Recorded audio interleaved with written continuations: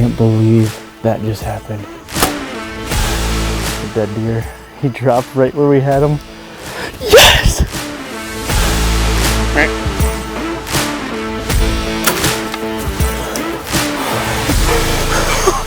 Oh my gosh. Holy crap. The great Hambino right here.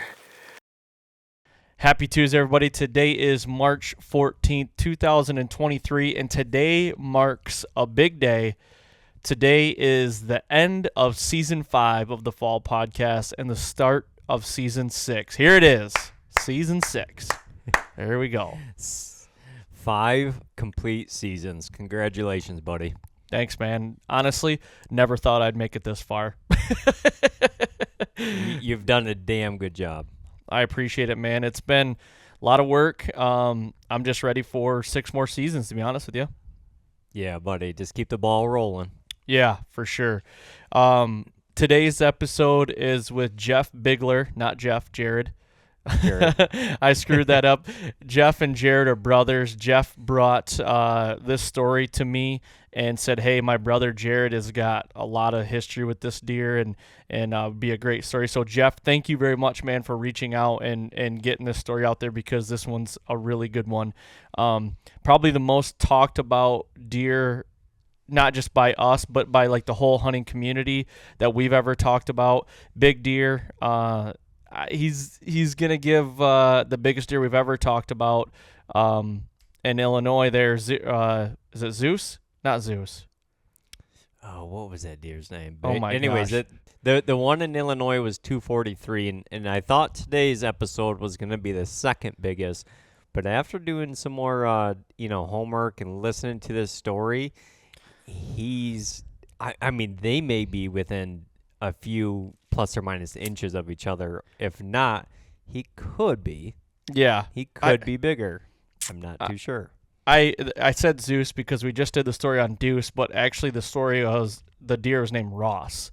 I forgot about that. Ross. Yep. So he was the biggest deer we talked about, but honestly, like you said, I think this deer is probably bigger. Yeah. So it's crazy. I don't want to get too much into it because the story is pretty wild. And not to mention, nope, don't want to say it. Can't say it. I just want to jump the gun, So yeah. But I can't. I'll tell you. I'll tease it up a little bit. Okay.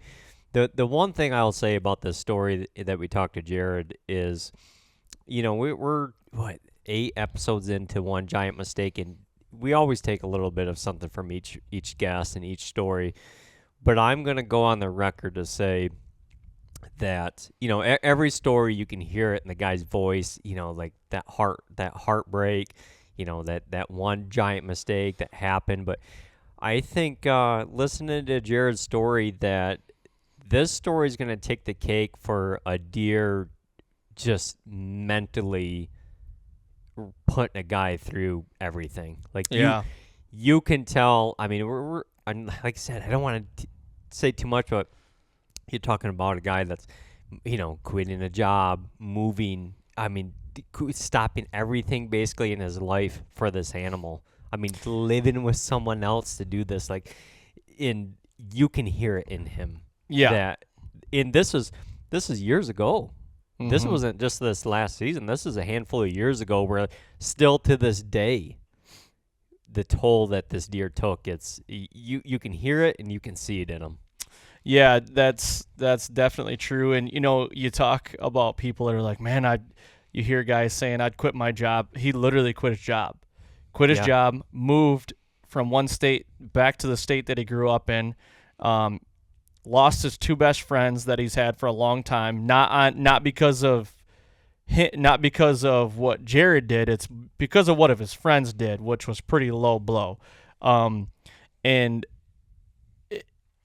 he lost a girlfriend. Literally mentally, this took him through the ringer, this deer, and rightfully so. I mean, this deer is a 1%er. This deer is giant.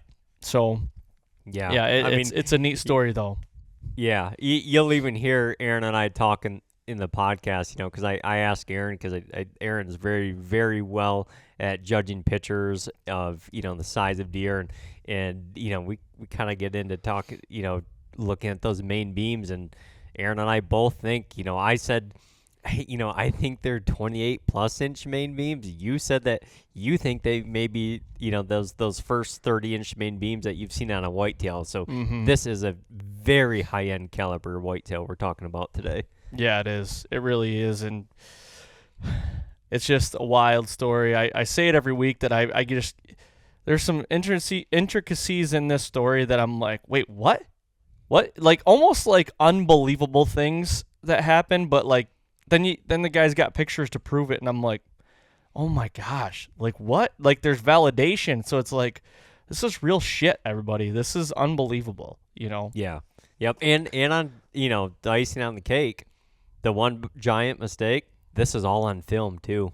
Yep. Like this is fully documented. So here we go. Yeah. So if you guys are listening to the audio version of this, I will have the video version up on the Fall Podcast YouTube channel where you can watch the shot and everything and see how big this deer is. Actually, I hope you can because I haven't actually edited the video yet, but it will be done up there eventually. So, yeah, it's gonna be pretty cool. So, with that being said, I do want to say, for everybody out there to go to the YouTube channel, subscribe if you haven't. Still trying to put up more content on there as well. Also, go to Latitude Outdoors YouTube channel and subscribe to that because we got a lot of stuff going to be coming down the pipe here soon. We're trying to get all of our ducks in the row, but we got a lot of content that'll be coming out. So if you haven't followed along on the YouTube channel on Latitude Outdoors, do that as well. But also, something I got to say, David and I designed a shirt for the One Giant Mistake, and we're going to be doing a pre-order on this. So everybody that's been listening, that we're going to have an online store, which I'm still working through all that. It's coming along. But this is going to be a pre-order for everybody, all you diehards that have been asking about a shirt or merch. We've designed a shirt. It's a really cool shirt with the logo and everything on it. I will put it on Instagram, and I will just ask you guys just for whoever wants one. I think we're going to probably sell them for $25 probably probably $6 or $7 shipping. So out the door, you're looking at $31, $32. Really cool shirts. But we're going to do that, and we're going to put that money towards some more merch for the store that's going to go up. So it'll give us another option to be able to put up another style or another t-shirt or hoodie with another logo on it or something like that. So it's just like a little pre-order. A lot of people love this One Giant Mistake series, so we both thought it'd be kind of neat to have somebody, something for somebody to look at and be like, did you guys check that series out? Like, that's really cool, So yeah, if you guys are interested in that, there will be a post on Instagram if it's not already up there. Just DM me, DM David, tell us, what size you want. You'll have to give us your shirt size and where you want it shipped to, and we'll probably use PayPal or Venmo to get the payments out. So just wanted to put that out there right away. Yeah, good looking shirt too. I've got to see Yeah. it. It looks good. I like it. Like it a lot. Yep, for sure. It definitely is a cool shirt. So let's do some partner reads, then we'll get into the question of the week, and then we'll get to this interview. So Helix Broadheads, you guys. Helix Broadheads have been a big supporter of this podcast for years, and along with America's Best Bowstrings, they're one of the same company under the same roof. So if you guys want to try out Helix Broadheads, use the code FALLHX10 at checkout to get yourself some broadheads. And same thing with America's Best Bowstrings. We got our new bowstrings coming. They haven't made it here yet, but for $10 off, use the code THEFALL at americasbestbowstrings.com. Get yourself a new Pursuit, Platinum, or Premium Series string. Customize it and everything. They got a really cool string builder on their website. Check that out. Next, Latitude Outdoors. Use the code THEFALLPODCAST, all one word, all lowercase, to save 25% off on anything on the website. Merch, accessories, ropes, classic 2 saddles. It just doesn't work on platforms, sticks, or the Method 2. So anything else you guys can get on a discount. So use that code at latitudeoutdoors.com. Exodus trail cameras. If you guys are looking for an awesome cell cam, look no further than the Render or the new Rival. The new Rival is the budget camera. It's $179.99. Go to ExodusOutdoorGear.com. Check those out. It comes with a 5-year warranty, awesome customer service, and the thing just flat out works. It's a great camera, great products. Method Archery, better known as Vector Archery before, but with a rebrand. I'm just still trying to let everybody know Method Archery is Vector. Still great products. Those guys from Method Archery. Use the code FALL10 to save some money at checkout for that, for some new arrows. Garmin bow sites, Garmin.com. If you guys want to check out the new sites, I should say new sites. They just came out with a new site last year, the year before. So check out their sites. You got the Gen 1, the Gen 2, and then the Gen 3. So they have 3 variations of it. Check those out, or a new watch if you want to get into a Garmin watch. So, and lastly, G5Prime.com. It's the most recent partner we've signed with. So G5 Prime, if you guys are looking for a new bow this year, David and I are both going to be shooting the RevX 2s just because we're smaller guys, and we like that shorter axle to axle. What did you end up? Did you say last week what you end up getting for a riser color and limbs color? We didn't talk about it. Talk about it. What did you end up getting? I went black on black, buddy. That's right. Yeah, you did. Yeah. What'd you get? I got the Morale riser with the black limbs. So the Morale was like a green color, which I really liked. It was kind of it's like a darker green, but it's freaking looks really sleek. I picture it as like being like on a sports car. Like it looks like a sports car. I'm like, this is sick. You know? Yeah, like you felt like the limbs are like the rims of the car, like with the black rims. Yeah. Yep. I'll tell you what, I'm gonna be honest, because Prime has a really cool thing where you can mix and match all kinds of risers to limb colors, right? Like there's a bunch, and it's so bad 'cause I'm colorblind, so I have my wife sitting with me, and we're going over colors. You know, like what color is that? I can visually kind of see if it pleases my eye, but I'm like, is that green or is that brown or is that tan? You know, like is that a light green? Yep. But if I could get away with it, but I know how it's gonna look at the end of a hunting season. But I really wanted the black riser with the white limbs, which looks sick. Like oh gosh, it looks like I wanted that, but I just want to put it in the basement, just put it on display. But I know how those white limbs would look.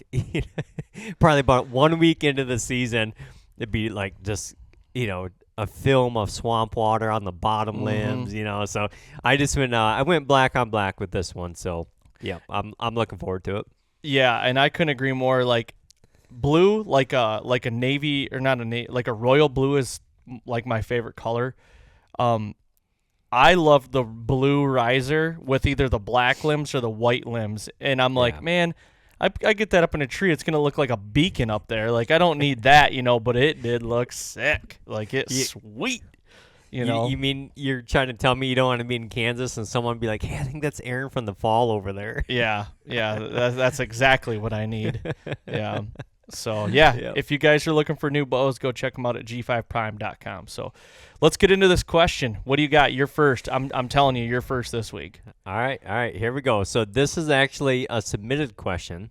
A guy sent me this question to ask you, so you can he's been a long time fall listener, so he may kind of know some of the things that Aaron likes or don't like in the hunting world, Okay. So his name's John Mayer, and he's the one that submitted this. So here's his question. You can only bow hunt one way for the rest of your life. You can hunt on the ground with traditional equipment only. Okay, so on the ground, traditional equipment, or you can saddle hunt with a compound, but you have to one stick and you can't use your Garmin bow sight. Oh my gosh.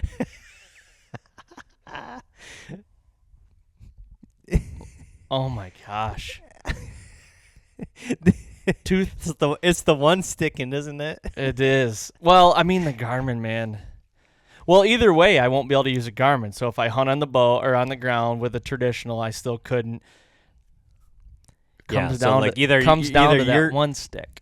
Either you're staying on the ground, but you're using traditional equipment only, like a recurve, or you can still hunt elevated from your saddle, which you love to do, but you'll have to one stick your ass up there, and your bow just can't have the Garmin sight on it. I'm gonna choose one sticking with a saddle. Okay. Okay. Yeah, I can learn that quicker than I could learn traditional. Like Yeah. traditional is a different ball game, man. So I yeah, would that's if it ever come to that, I'm gonna pay a cameraman to just follow you along while you try to learn how to one stick, oh dude. god, that'd be a bad deal. Bad deal. Oh, what would you do? I would saddle hunt the Yeah. one stick. Yeah. All right. I'd figure it out. Okay, so mine's a submitted question as well. The guy's name's Lance Blanzy. I actually grew up with Lance, went to high school and all through school and everything. Great guy. Lance wanted this question submitted, so thanks for your question, Lance. Question of the week: if you're out of state hunting, say like a September 1st time frame, like the opener, like a Kentucky, Wyoming, something like that, you shoot a booner, but you don't have enough room in the cooler for the cape and the meat. Which one rots? Oh, it would have to be the cape. I mean, I couldn't live with myself letting just all that meat go to waste. Okay, here's an idea though. You could donate the meat, right? Yep. If you wanted to. You could donate the meat, or you can always go get a cape at home. Mm-hmm. Unless you're super sold on like, hey, I want the cape to, like, I want it to be the exact cape off that animal, right?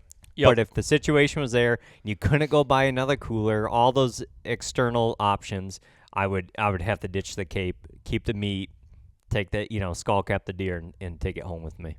Yep. Yeah, I'm in the same boat as you. I mean, the meat's gonna take precedent there, but I will say if I can donate it, I would donate it because I did run into an instance when I killed the Hambino. So really excited after I shot him and caped him out the next day, and I caped him for a shoulder mount, and it was like a couple months later, I'm like, man, I want to full body mount him, and because I'm like, man, I'll probably never kill a deer this big again, and I think I've always wanted a full body mount. So I'm like, well, I got to track down a cape, and a cape that's big enough, like in a cape that looks. And I was having this discussion with my wife a lot. And she's like, yeah, but you don't want a cape that's not his, though. Like, you have his. And I'm like, yeah, you're so right. Like, every time I'd look at that mount, I'd be like, it's just not. And I understand it. Like, if you shoot a big deer, or shoot a deer, I shouldn't say a big deer, but shoot a deer that's, put on the wall worthy, and maybe the coyotes get him or something like that and ruins the cape. Like, I understand maybe getting a cape for him then, but, like, I just couldn't imagine not having his cape on it. And that's why I was like, I'm not going to do that. I did try getting like a full body mount cape, but I always kept going back to like, it's just not him though. Like it's not. Yeah. So, but yeah, to go back to it, I would donate the meat if I could, but if not, the cape's going to be spoiled, and I'm definitely taking the meat. Yeah. Yeah. They, that cape situation that's me this year, dude. Yep. Like there's already a thought in my mind, like I've talked to the taxidermist. I've been worried about that. I'm like, I provided so much pictures that I could, but it's still like it's not exact measurements. It's not the exact cape. So like, I'm really worried about the cape matching up. And they'll do such a good job. You won't even tell, especially on a whitetail. But I do have, not to go down a huge rabbit hole, but a full body mount. Is it the memory, or is it going to be? Is it the size of the animal for you? Size of the animal, yeah. Okay, what's the cutoff then? For a full body mount? Yep.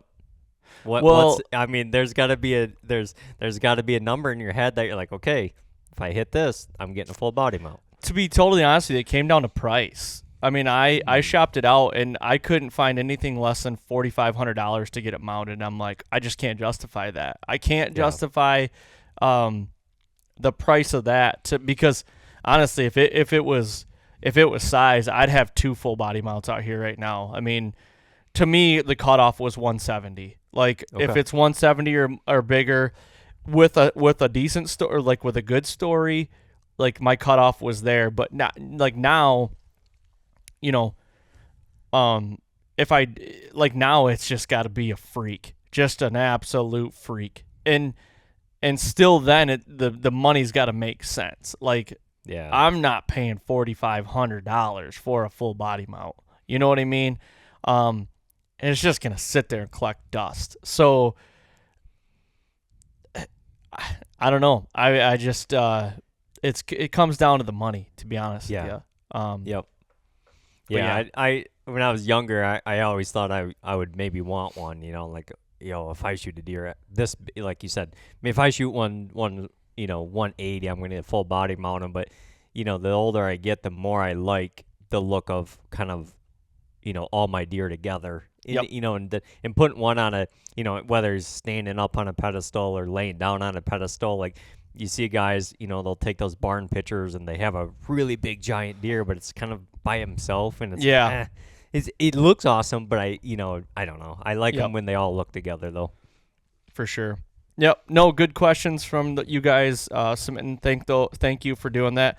And I have a couple more for the next couple weeks. But hey, guys, we want some more questions. Keep sending those bad boys in. It's pretty cool, and it kind of gets us thinking a little bit, which is neat. So thank you guys for sure. that very much. I don't think I missed anything other than just saying thank you guys for all the support and all the downloads. Please go to iTunes and leave a 5-star rating, leave a written review, and also go to Spotify, do the same. And if you guys are watching this, I'm just going to show you how to do it, just so you guys don't have any excuses, no excuses. If you already follow the page, click on the Fall Podcast. It's right there. Scroll all the way down right here, and it says right here, ratings. Click that star, and then you can go down a little bit farther, I think it is. Yep. It says write a review. Click on that. Put a little review in, and you can even submit the questions that way if you want. I look at those reviews probably at least once a week. So some people have already submitted them that way as well. So either way, whatever works for you guys, I just greatly appreciate all the feedback. So thank you guys very much. I guess with that being said, let's get over to this interview with Jared and talk about this absolutely world-class deer. All right, guys, welcome back to another episode of the Fall Podcast. Today, we got another episode of One Giant Mistake, and honestly, I think it's going to be a really good one just because this is it's close to being the biggest deer we've ever talked about, but I would say it's probably the most talked about deer we've ever covered, I would think. Probably not in a good way, and we'll get into the reason why. This deer is pretty expensive, I think. That's what I've been told. So Jared Bigler is on with us today, and Jared, thanks for coming on, man, and doing this and telling your side of the story, because from what I hear, you've got a lot of history with this deer, and you may have made a couple mistakes, or maybe a mistake. I'm sure there was multiple, but there's a giant one to focus on. All right, man. Well, thank you for coming on. Can you kind of, before we get right into this, kind of tell everybody who you are, where you're from, what you do for a living? Of course, yeah. My name's Jared Bigler, originally from Tuscarawas County, Ohio. Was blessed to be born in one of the best buck counties in Ohio. Every year puts up good numbers. Currently living down southeast Ohio, right in the middle of all the national forests, so hunting a lot of big timber nowadays. Working for Advanced Auto Parts. I run a store for them locally here. So yeah, the where this farm's located is kind of in between where I live now and where I'm from. It's in the north part of Coshocton County, another big buck state, or big buck county for the state. This farm, pretty special farm. We guy that owns it worked with my dad and knew him since high school, long time. Worked at a dealership, was a mechanic there for a long time, and never let anyone hunt his property. Wasn't a real big property, about 50 acres, give or take, and just happens to be smack dab in the middle of a funnel between two big pieces of timber. So it was kind of it's kind of an interesting layout how the farm is. But me and my brother, we've been hunting this farm probably since we were 8 years old. Oh, wow. We started turkey hunting. That farm, actually, first turkey I ever shot is behind me. Got it at that same farm about 50 yards from where I had an encounter with a deer we ended up naming Ghost. So really special property. Landowners like family to us. his support through it, none of this, none of this would have been possible if it wouldn't been for him, letting us on his property and letting us treat it like home. Yeah, for sure. That's really cool, man. And that's, it's almost like it almost feels like it's your farm. You know what I mean? Even though your name's not on the title or the land, you pay the land taxes maybe, but that's really cool that you've grown up with this farm. I have a piece just like that I feel like I can, I've got free reins to do whatever I want on it, and they trust me to be able to do that. And it's just a long lasting relationship that I feel like probably will never be broken unless you really, really dig deep to hurt that, probably.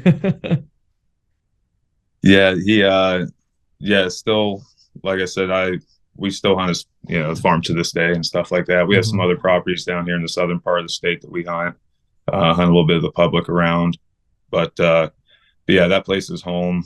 I got a room down in the basement, and so it's show up and go time.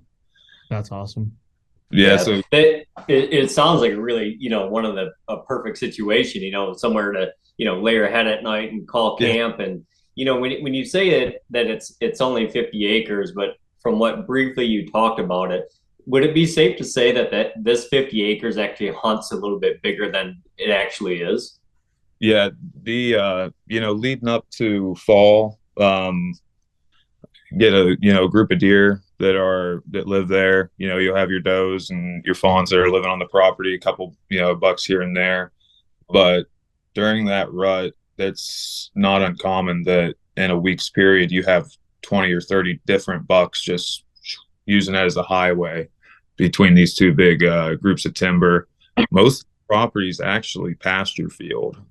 Okay. But happens to have this one funnel through it, and how the property's laid out, it's kind of like a big giant bowl, and up on top there's a big flat that comes around, so the timber kind of circles that flat as it comes back around, so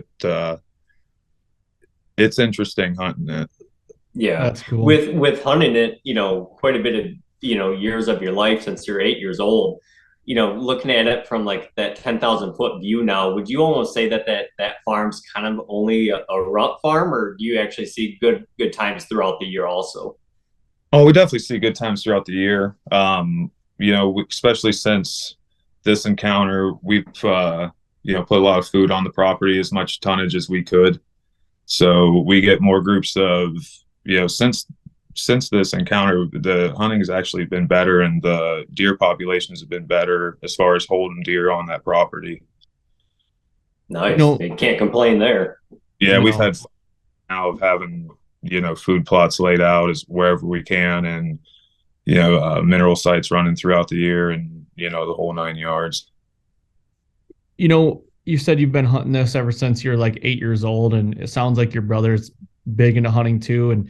And were you guys always like kind of under the mindset of like trying to kill bigger deer or older deer in that, or has that been kind of a recent onset of like, man, we want to step our game up a little bit and just kind of pass some of these deer up and to get them a little bit bigger? Well, we all started out just wanting to shoot deer, of course, but we had a few. My dad, for example, he was always a deer hunter, but more so, took gun week off, went out with his buddies, and hunted that week. If it's brown, it's down, put meat in the freezer, move on. Wasn't till we, about that 10, 11 age, started, doing more types of hunting, turkey hunting, stuff like that.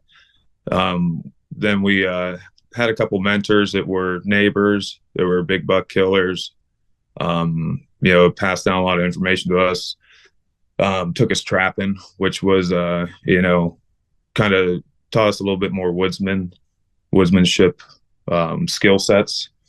So we had examples as we were growing up. And then my biggest example is my brother and the horseshoe that he has around his neck since about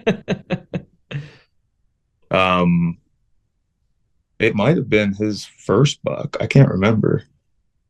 First or second buck, 141, shot it with a cap and ball muzzleloader that misfired on the first shot.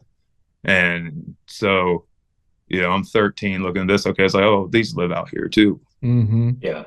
So, but yeah, we've always, since we got kind of age of reason of hunting, have looked at it as more of a management exercise. And,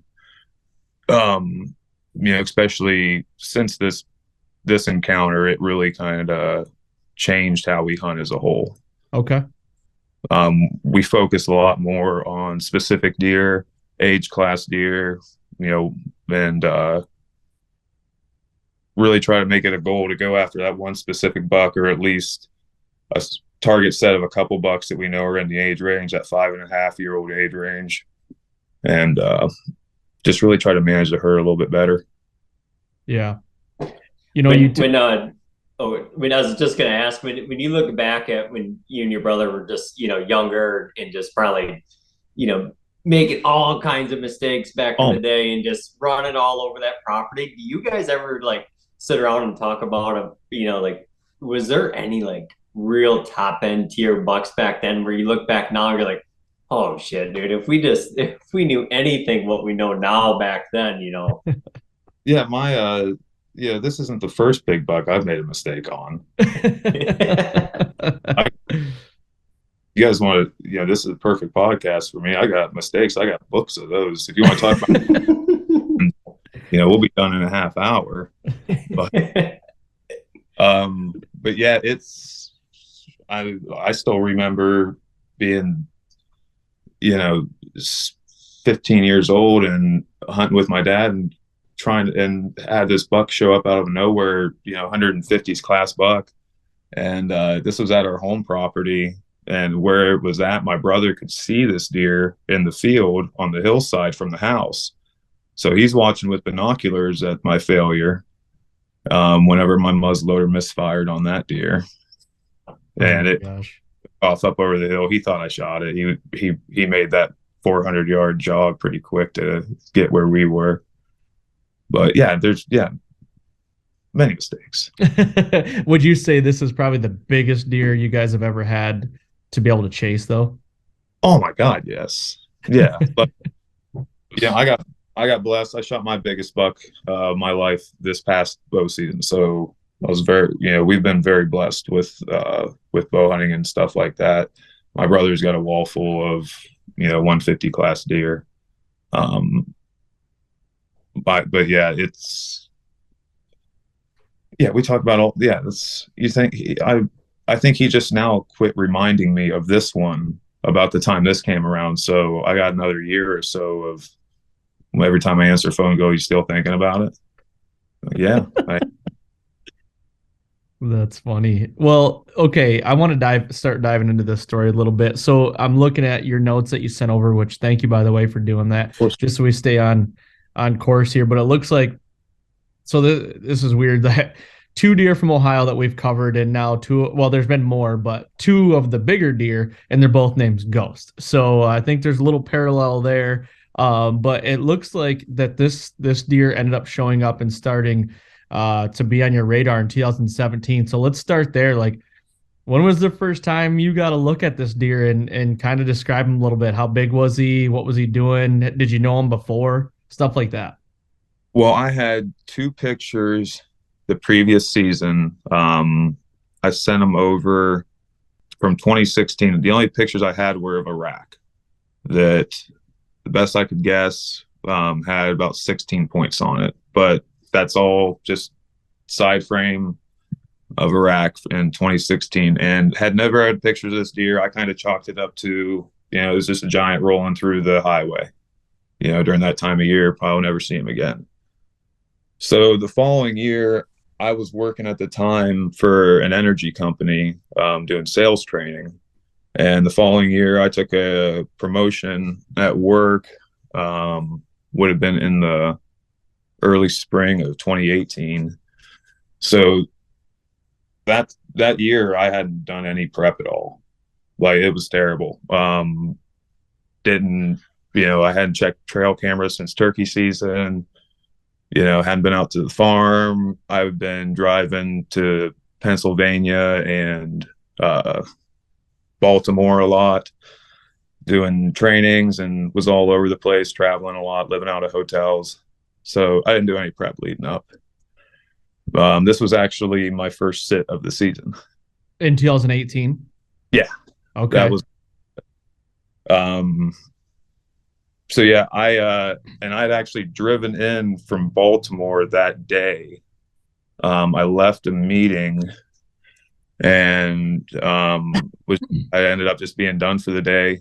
And I was like, well, it's 6 hours one way and get to the farm. It's November. Something can happen, can't kill them in Baltimore.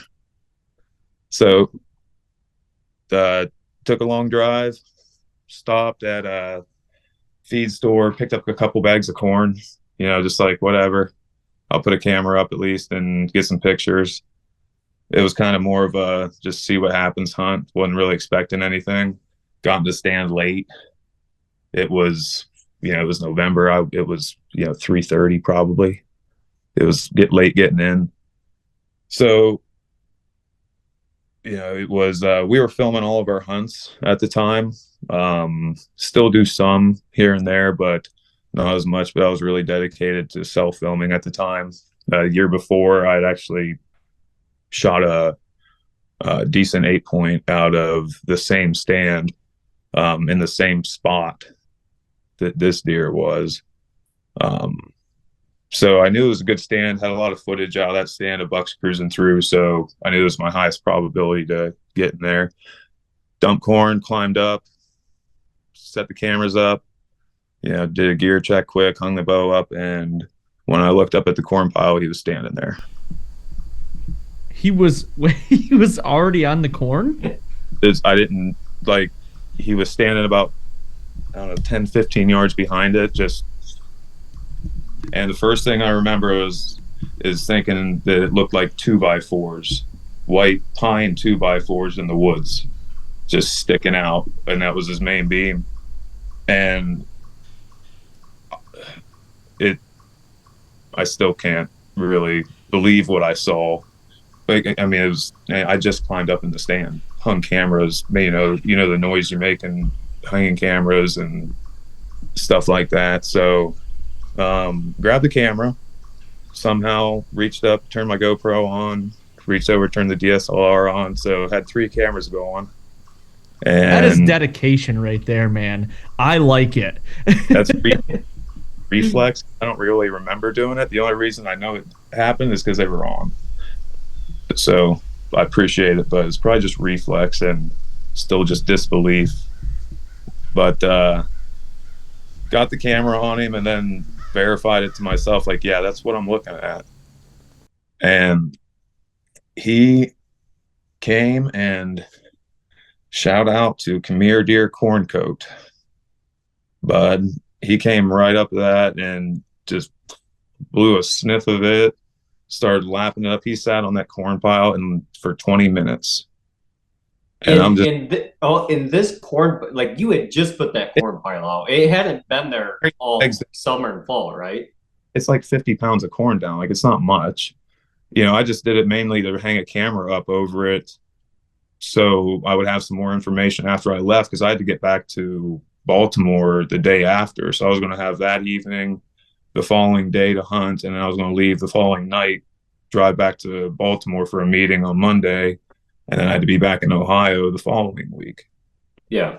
Okay, so I want to get up to speed here. So 17, you get a random picture of some tines, just like a rack. 16. Yeah, 2016. Or 16, I'm sorry.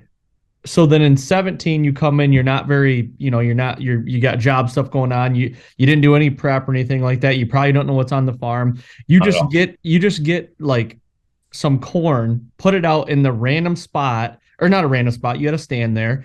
It's been a proven spot before, just to get inventory on it. This is the first time the corn's been there this year, and then this deer just shows up. Yep. Oh my gosh.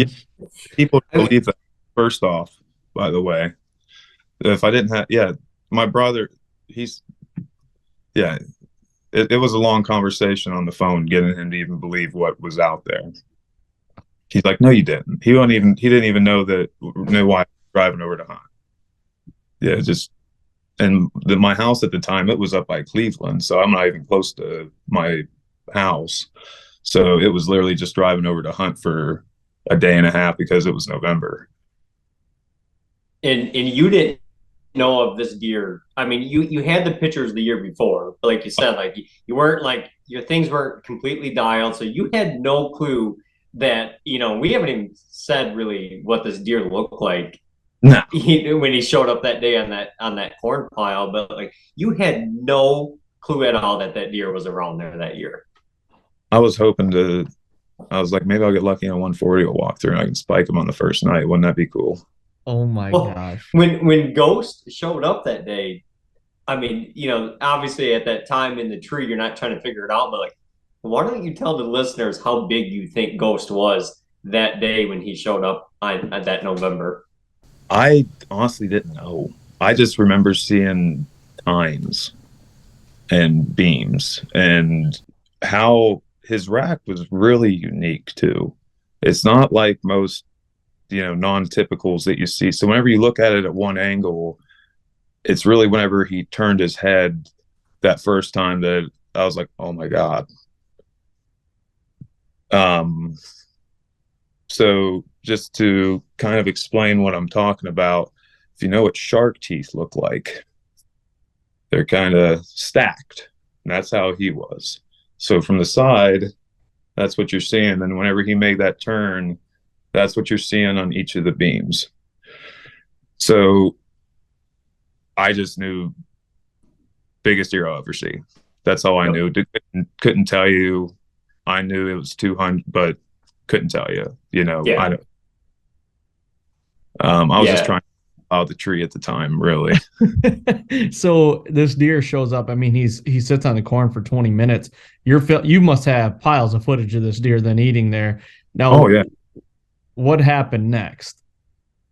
So I kind of had the corn pile where I couldn't shoot at, which may have been a mistake, but I kind of, even back then, didn't really like hunting straight over a corn pile. I kind of wanted to be down a travel corridor at least a little bit from where it is. Just if I have does or something, they're not paying attention to me.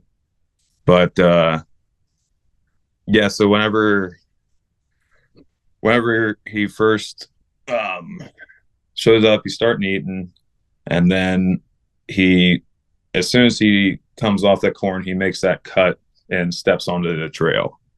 And I've seen dozens of deer make that same step, and I knew that I'm going to get a shot at this deer. This isn't just going to be some, like, I got to prepare myself now to I might have to shoot this thing. And the biggest buck I had shot up to this point was a 125-inch 8-point.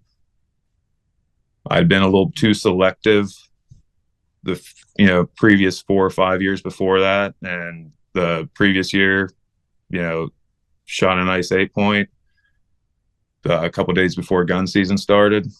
And so yeah, not extremely accomplished as a bow hunter up to this point either.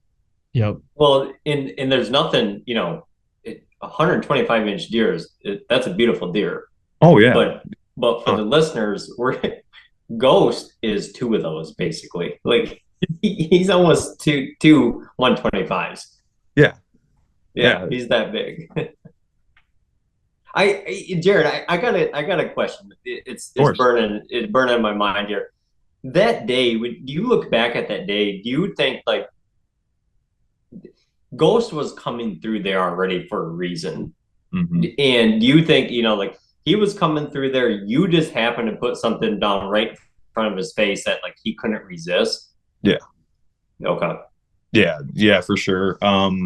Like I said, this stand is in the best part of the travel corridor of this property. These deer can sneak between 2 big blocks of timber that are down low, and off of my property. The next property over is about 150 acres of corn that they silage cut. So September 1st, they have that corn down. So trying to even, plan stuff through the summer is kind of hard because everything's in that corn. But yeah, he was just on a main travel corridor, probably on a doe, I'm guessing. A lot of the does like to bed down kind of in that thick timber that I was on the edge of. But yeah, it was dumb luck. Yeah. And I just happened to have something there that, he was probably just hungry from running does. Yeah. Looking back at it, do you think, just thinking about it here, looking back, do you think that he would have came through there, would there have been a better opportunity if he just naturally came through there without you putting that corn down? Yeah, I think so. If that 20 minutes was a rough 20 minutes. You have all this buildup, and I'm watching through a viewfinder. So I'm trying not even to look at him. I'm just trying to focus on the viewfinder so that I'm kind of removing myself from the situation a little bit and just kind of, the old cameraman thing, live through the camera. Mm-hmm. So I'm trying not even to look at the thing in real life because then it's real. I'm just filming, I'm just watching something on TV. So trying to keep myself calm, that's kind of where my headspace was, is just keep watching him. And yeah. him to do, 180 and walk back out of there. I was waiting for it to happen. And then whenever he made that step, I was like, okay, it's about to be real. So how real did it get? Oh, it got pretty real. So as soon as he makes that step, he's got about 20 yards or so to walk to my first shooting lane.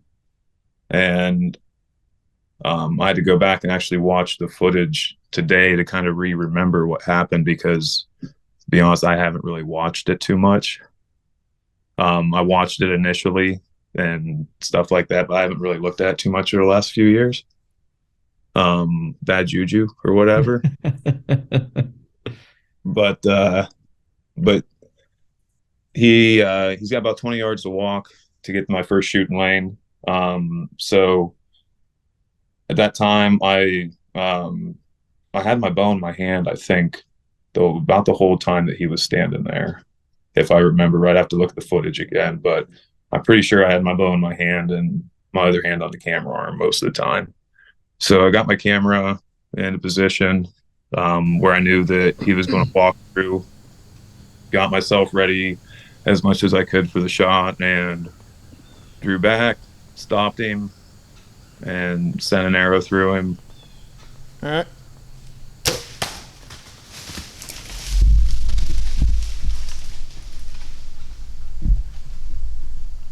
Sounded good.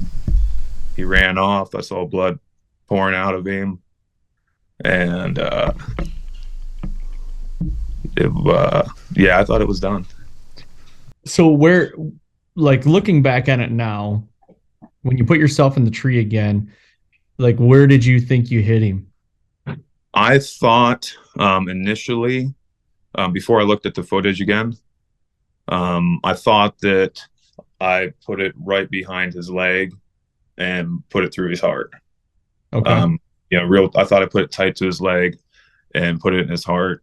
That's kind of what even the footage zoomed out kind of looks like. So I thought he was dead.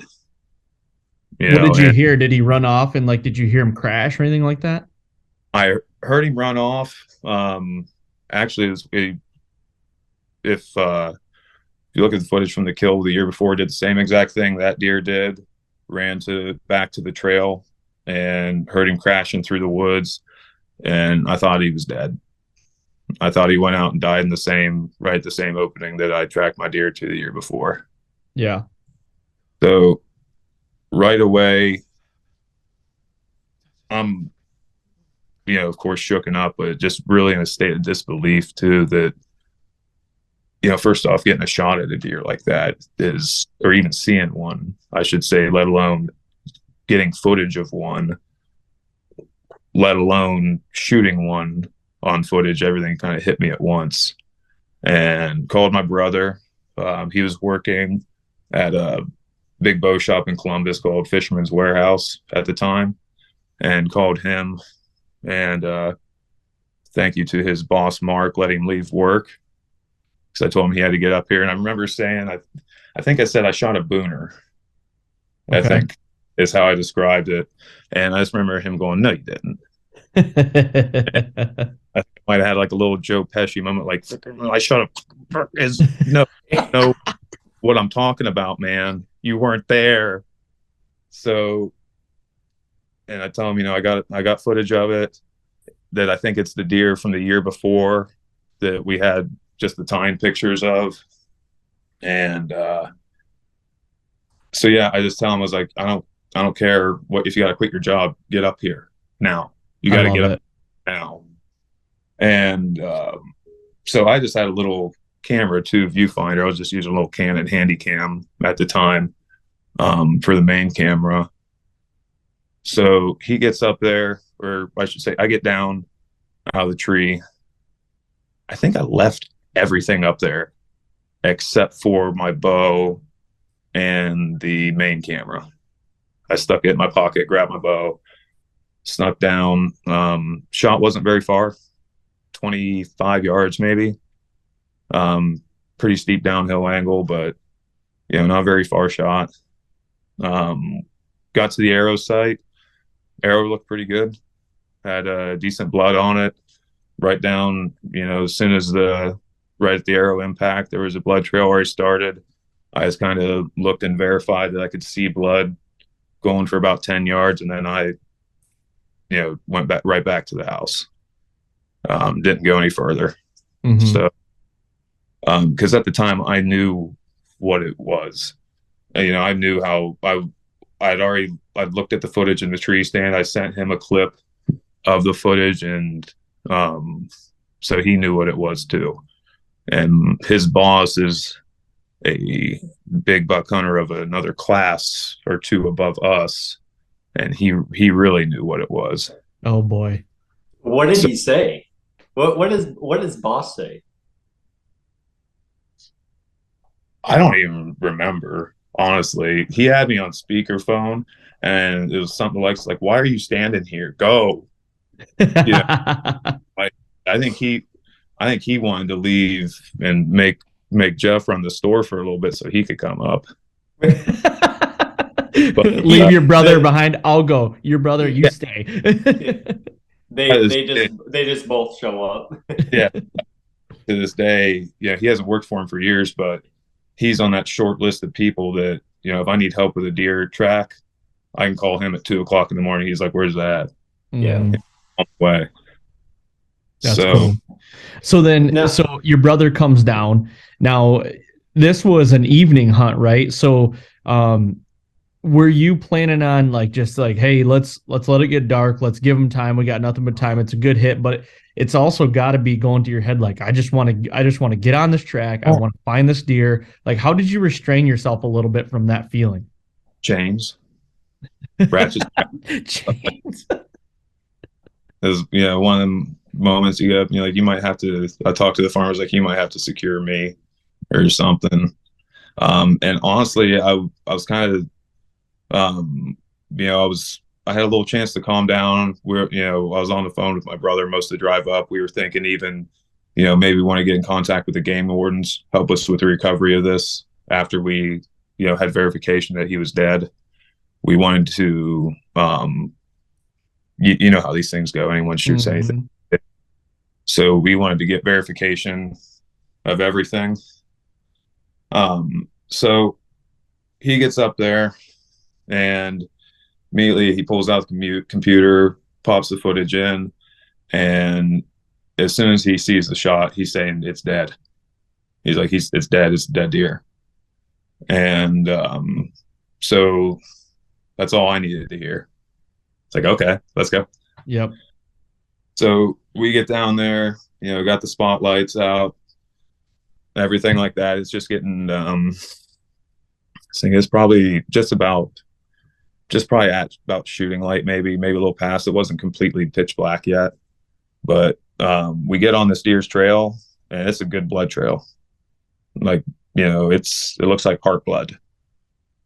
And so we're jogging this trail after the first 20 yards. We're running this thing. How long would you say this was after the shot? Probably maybe an hour and a half, 2 hours, as long as it takes to get from Columbus to where he's at. It's Okay. probably about an hour and a half after the shot is Gotcha. when just getting dark. We're running this blood trail and just, getting more excited as we're going, 20 yards, 30 yards, 40 yards, 50 yards, 70 yards. And then we hit 100 yards and it just stops dead. Just dries up completely like I said, it stops us in our tracks. And so for about the next hour, we're just starting, trying to we're finding little pricks of blood here and there, follow it for about another 20 yards or so. And then we get to the point where like, we can't, time to go. So we pull out and we get in contact with a local dog tracker who comes up. He gets there middle of the night. I don't even remember. And that was kind of cool. He had dachshunds was his tracking dogs, which I thought was pretty cool. Yep. Did the dog tracker look at the video at all also? No. Okay. No, I didn't tell him what we were tracking. I said we just have a good deer down. Yeah. And that's it. Yeah, we were pretty protective from the start. Mm-hmm. Of course. But no, he didn't know what he was tracking. And at first, and then I had to kind of use it for motivation a little later, but we'll get to that.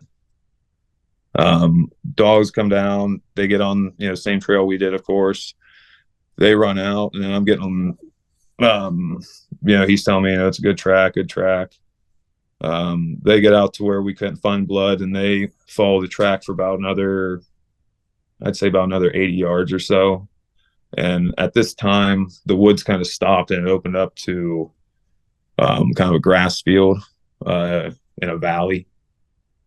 So they run out and stop at this tree that was freshly torn up. It looked like a little Osage tree probably, and just thrashed on by a buck. And I started looking at this tree and there's blood on it too. So he went out there and made a rub. Really? Yeah. That's unreal. Do you have a picture or anything of that rub? My brother might. Yeah. Wow. I wasn't in much of a mindset of doing anything at that point. I was gone. I don't blame you, man. I don't blame you. Now, how far was that tree from where you shot the deer, do you think? Probably about 250 yards in a straight line. Yeah, he went out. Wild.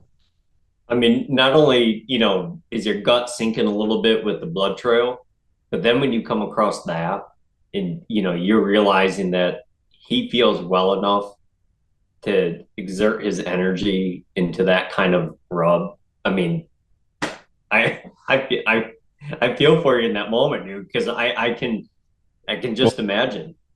I'm still shocked because we haven't seen this footage really on a big screen, been able to like process. I shot it in RAW and stuff, so we didn't really have time to look at it real closely in a close up.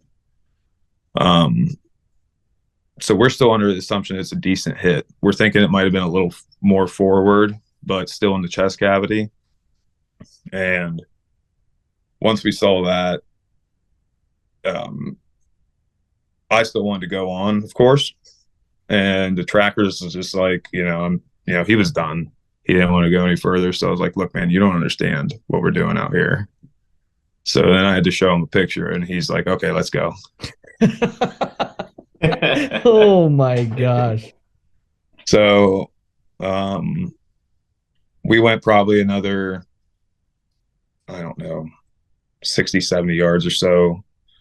But I think he might have got with some other deer, or at least where deer had been in the area, because dogs were starting to lose track a little bit. So we pulled out at that point, and this was middle of the night.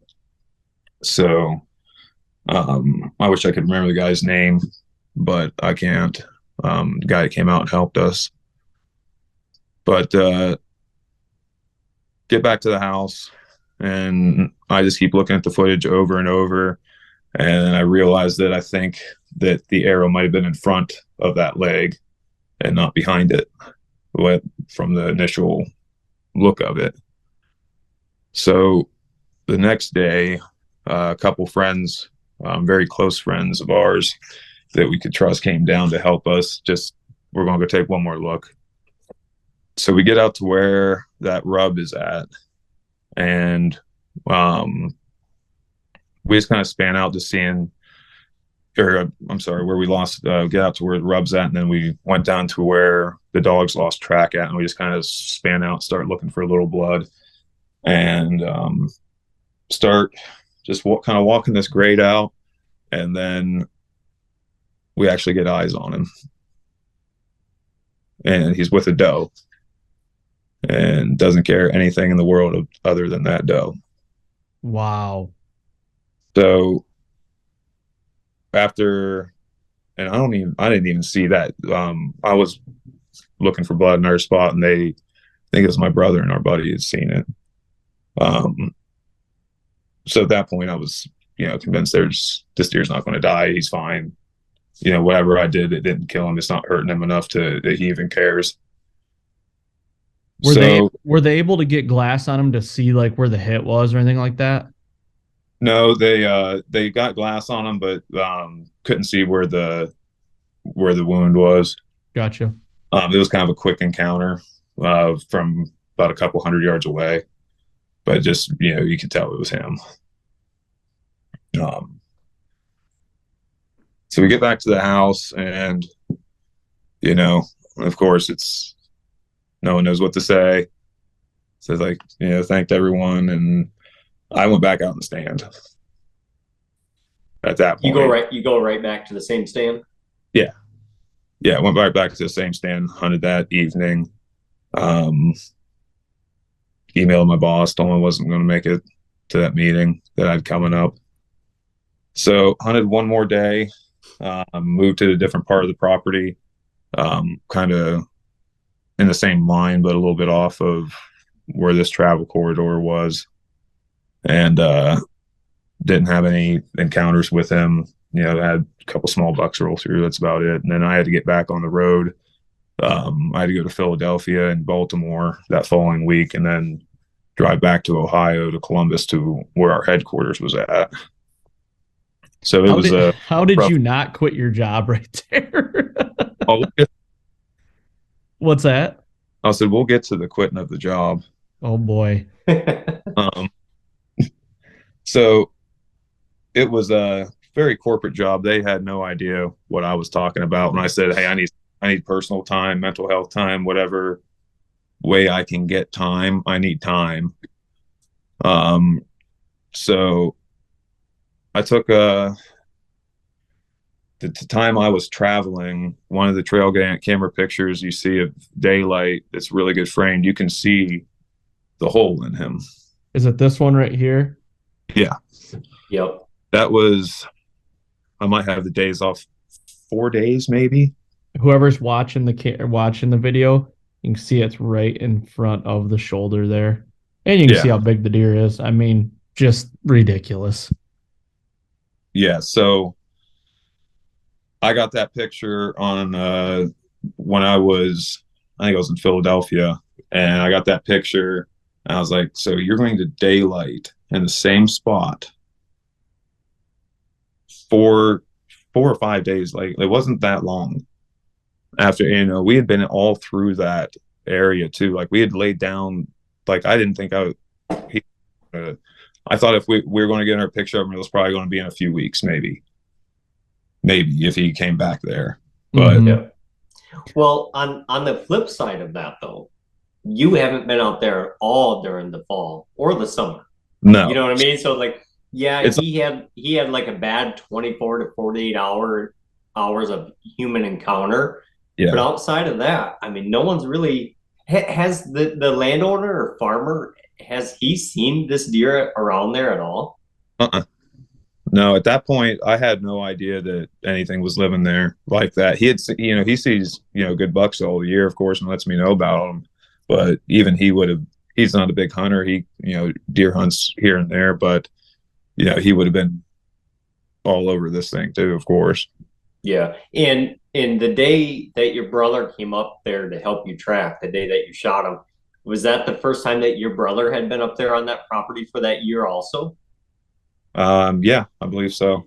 Okay, He, so basically like it was a safe haven for that deer in there. yeah, he was, oh, It he says was the date on that, by the way, is the 11th, November 16th is when you got that picture. okay. It might have been about a week later. I can't. I'd have to go back and check my dates and everything because I don't even remember what the date was I shot it. Now that you say that, I have Yeah, to go. you got to be looking around that, that last half of the first week or that second Yeah, week of November, probably the second week, honestly. I think it might have been the 6th or 7th or something like that. I Okay. could. It was right in that first to second week period. I can't remember exactly, but um, yeah, I have to look at the footage again. This is what happens when you don't want to look at your footage for 5 I get it, man. I get it. Hey, I got a quick question for you, Aaron. course. How big are those main beams on that deer in that picture right there? You got a I question have for me or for for Jared? you, For for me? either of you, because I have a number in my mind. Because when I first seen the pictures of this deer, and when you just said like you described him as 2x4s off his head, like that deer's main beams in those pictures are ridiculous. It's I I think they're 28 plus maybe. I've never seen a deer with 30-inch main beams, but I would have to say this is probably the closest I've ever seen one. yeah, Agreed. Yep. but you'd have to have that much main beam to stack on it many times that he had also. My Lanta, he's got so many tines. Yeah. Wow. Okay, so you get this picture and you actually can physically see now where you hit this deer. And you know he's alive, but he's daylighting. So now what's your mindset now? I mean, I got to get the hell back down there and I got to keep hunting, right? Oh yeah. I took all the time, it's kind of like, let's go, pull all the stops. It's time to call every favor that you have in the world in, it's time to go. Mm-hmm. So we at that time, um like I said, we didn't have much prepared going into that season. So as far we didn't have any food plots in or anything like that. So to remedy that, I think we purchased something like 5,000 pounds of corn and had it delivered to the farm. And we were at that time, our mindset was we need to get this deer on our property and hold him whatever way we can. We need to get deer, even if it's doe, we need to get deer to hold here as best as we can and make this his safe spot. Yep. If possible. So pulled a couple stands. Then we built a elevated platform in this field that we had cleared out to in the future put a food plot in.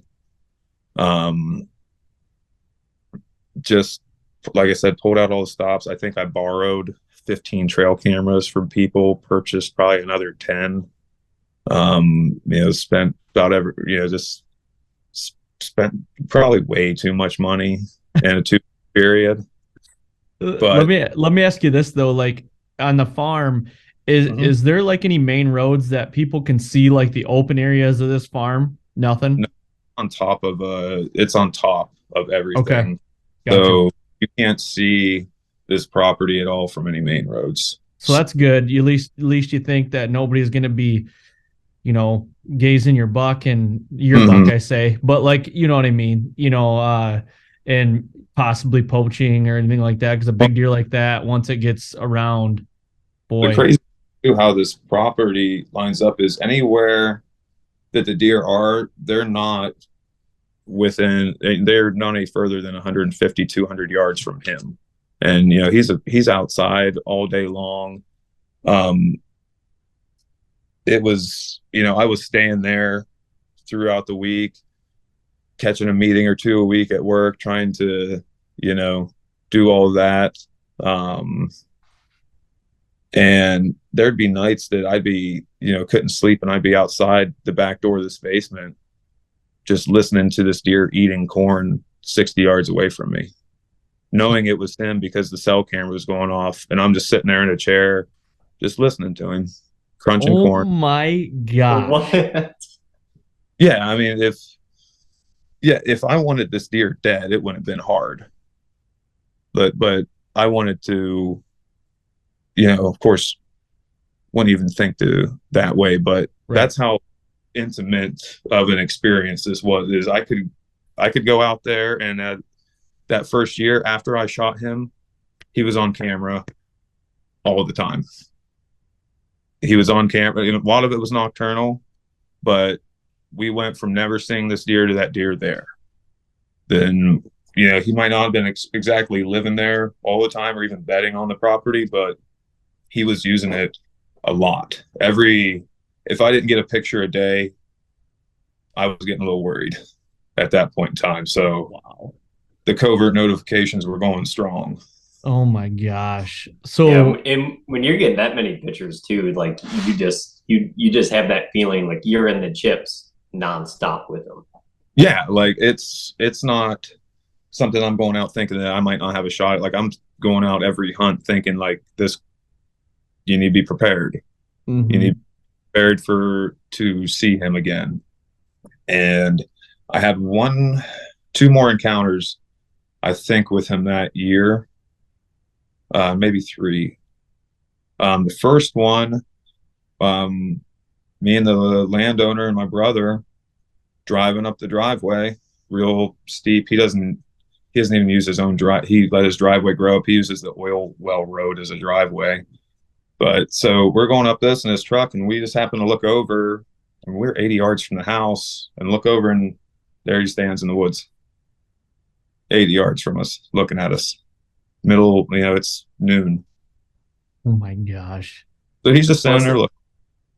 What's the landowner saying about this deer now? He knows about him now. Oh, he just wants me to kill him. Like, he's all over. He's asking me if I want to quit my job, move in here, man. You don't need a job right now. What do you need to work for? Yeah, I was gonna joke around and say, did he want you to kill him, or did he want you to move out? Yeah. So, like I said, I couldn't have, like, the support I got from him was unfounded. Like, he was serious too. He's like, just move in here. It'd be okay.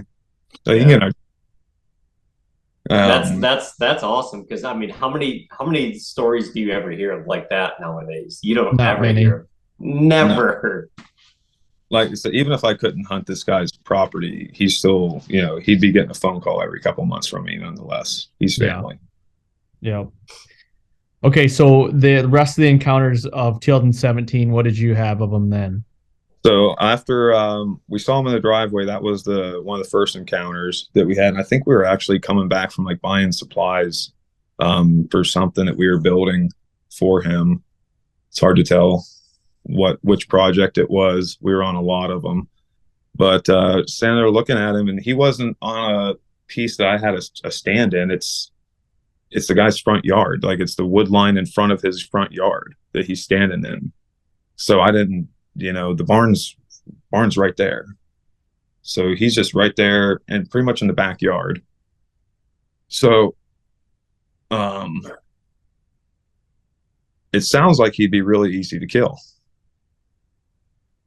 But the next encounter I had, well, of course, that day, I'm get to the top. I run from the truck to get into the closest stand I had to him, and just hoping and praying. But the next encounter I had with him was, I think it was 2 days or so before gun season. I was hunting the blind. We had built a blind. Like I said, it's 50, 60 yards from his back door down the hill. and built a blind, had a big corn pile and mineral site out there. And he had come in from behind me. Probably when I first saw him, he was about 80 yards, and he came through after a group of does and a little buck came through.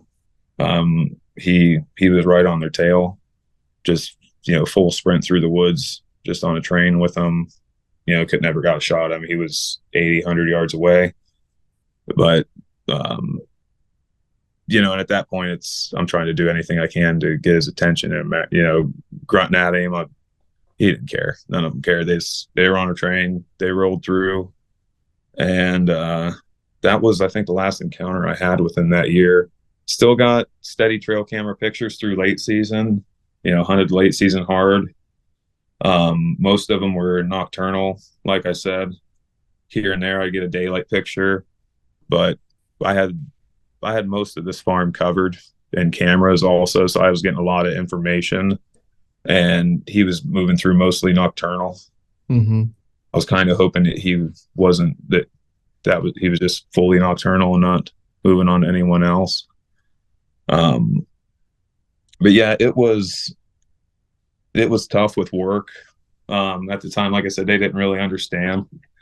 And that year I kind of knew, I was like, I need to, kind of go back to my old job that I was doing with them. So I can stop traveling as much, because I need to really focus on, hunting this deer. This needs to be my primary focus. Well, and your brother, he's a hunter too, and a hardcore hunter. Was he ever like hunting him too, or trying to get in there and help you, or anyway?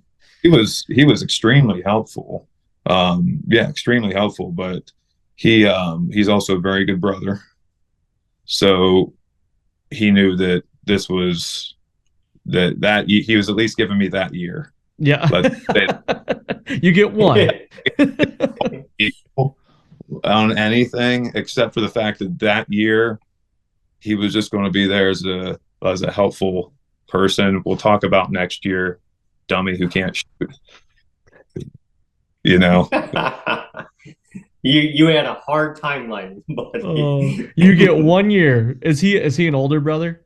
Yeah. He's 3 years older than me, and like I said, even at this point, he was a very accomplished bow hunter. He had already had, probably 4 or 5 140s, 150s under his belt at that time. So, but yeah, he was very helpful, not only in, of course, helping me set up the farm, but just, he's always been my biggest form of advice as far as it come to hunting. Mm-hmm. Bow hunting, and still is to this day. I probably still wouldn't have shot the deer I did last year if it wouldn't been for him, and advice that he gives me. But and really too, just I knew that at 2 a.m. when the camera was going off, I could call him because he was awake looking at the pictures too. So it was nice. The girl I was dating at the time was from Philadelphia, and she didn't know about hunting at all, and thought I was half crazy anyway, and didn't really understand all the time I was taking, of course. But yeah, so it was kind of a little ding on the personal life too. Unfortunately, two of my best friends that I'd hunted with for a lot of years leading up to this point, for some reason, I kind of call them ghosts too, because it makes people do to your phone calls. They ended up leasing the property next to it. Because they tried to get access to this property from my landowner, and he also operates with restraint.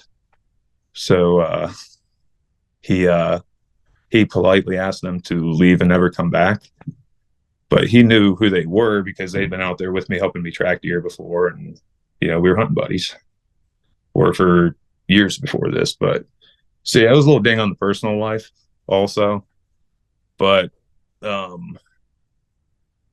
really didn't matter at that point. I was full force into hunting him. So And that's I gotta elaborate on that a little bit. I just can't brush over that. That's pretty shitty of them, to be honest with you.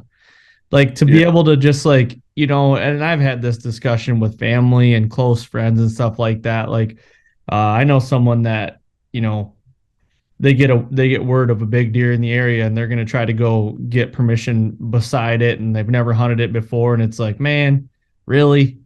Really? Like I don't think that way because it's like I mean, I whatever floats your boat, but that's kind of shitty to be honest yeah, with you.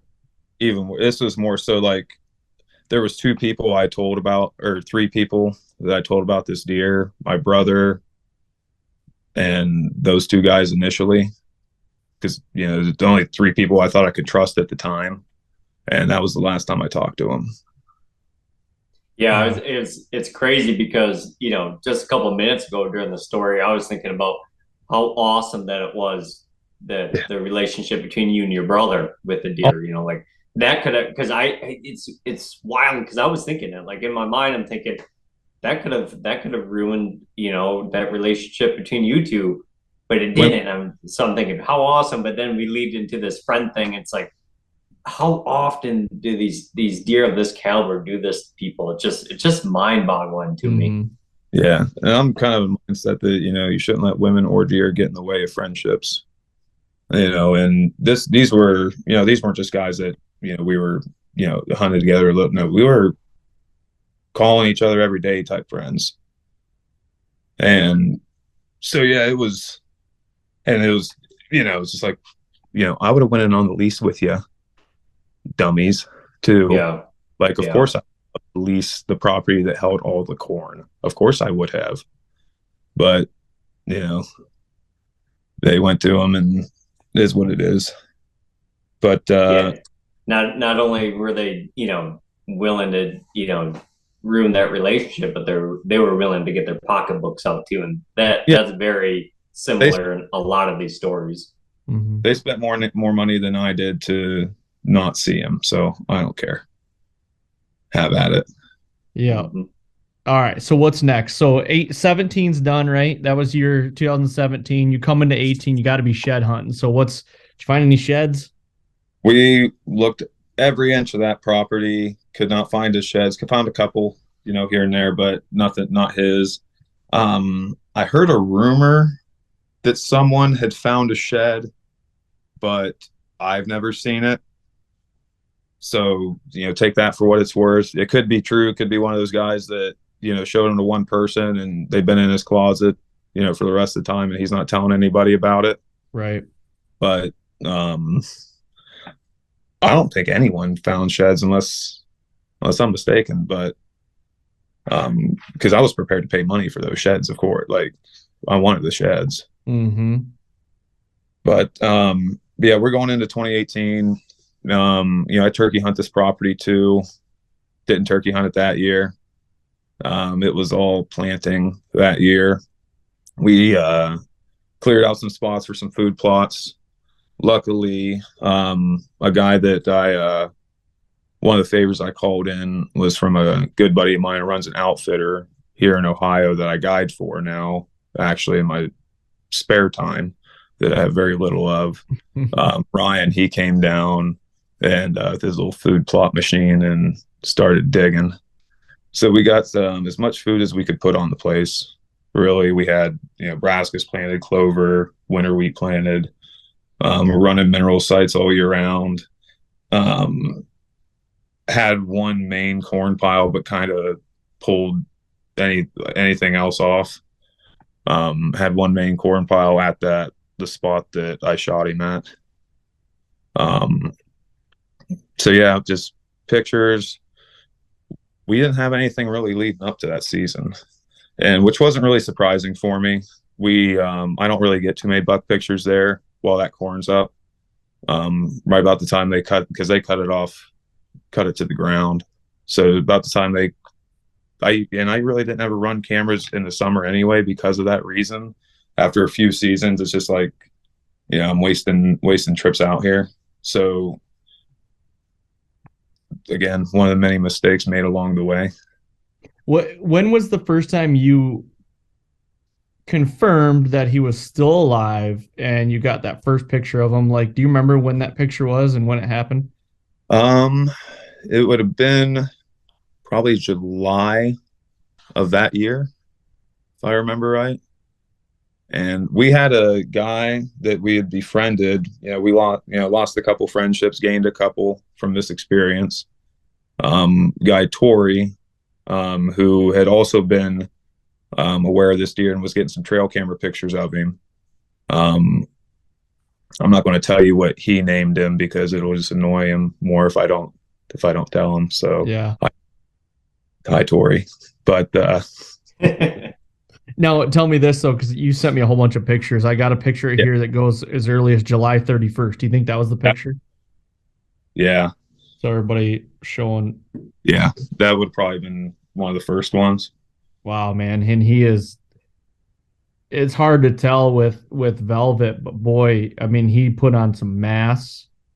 And one of the pictures might even be Tori's because we had been sharing a handful of information at the time with so that one's mine there. That picture right there is just ridiculous.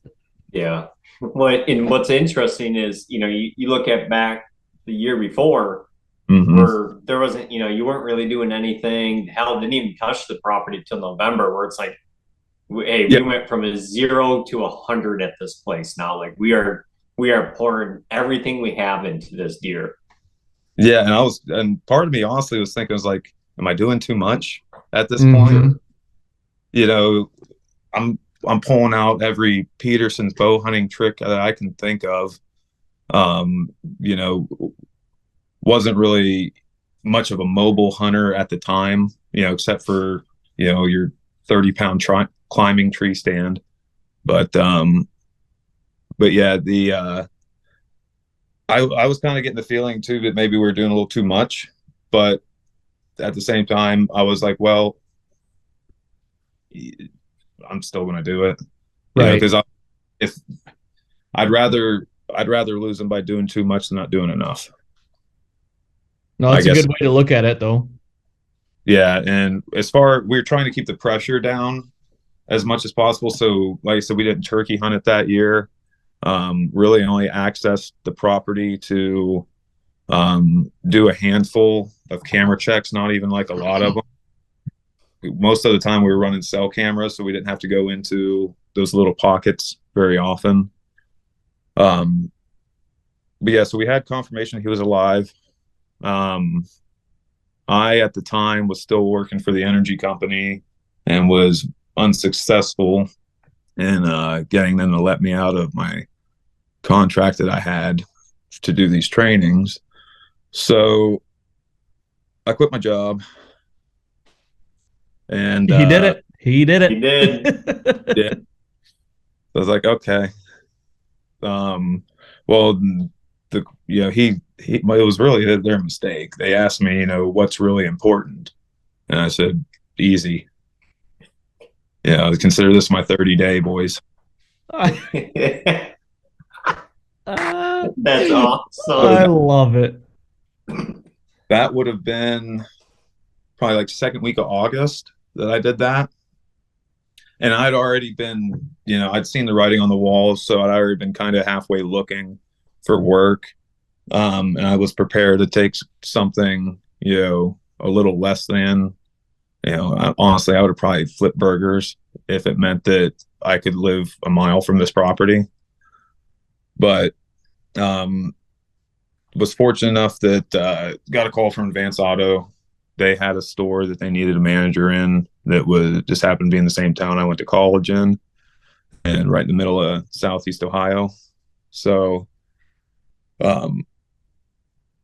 moved back to Southeast Ohio I was living all my stuff was up in Medina at the time, was where my house was. So moved everything Southeast Ohio. Luckily, the store is also about 20 miles from my brother's house. So we're living within shot of each other now. So it's on. We're ready to go. Mm-hmm. I got nothing but time. And I already told this job during the hiring process, like, look, I might need to use my vacation early. I wasn't signing it until they knew, like, hey, I've got an issue. I've got an issue. They're like, interview went well, want to offer you the job, but they're like, when do you think you could start? And you're like, well, for sure once season's over, but there's a possibility I could start a little bit earlier. Yeah. Yeah. Step one of having a problem is admitting you have a problem, and we're there. So I start training at the store in Logan, which is the same town my brother lived in. So it was work prep for hunting, hunting prep. It's about a 2-hour drive from where we live now to that farm. So everything was focused on that. And I didn't really care what was happening around me. And I'll be honest, my relationship was falling apart. It was, she moved from Pennsylvania to Ohio to try to be closer to me in an attempt to, but I probably owe her an apology for how I was acting at that time, because my focus was 100% on this. Mm-hmm. And I was bad at everything else. I was probably bad at my job at the time, but I didn't care. So yeah, it was my primary focus just of life. Like, I didn't care if I had to be a hobo to get this done. We were going to get it done. So leading up to that, I start work for them, training and stuff like that, and get a few hunts in, early season, and get some good pictures of him. Had a couple mock scrapes out, stuff like that, a couple mineral sites that he was hitting pretty good. Had started getting a couple of daylight pictures here and there. It seemed like he was kind of making a pattern of, I thought I was finally starting to figure out his daylight rituals after scouring so many cameras. And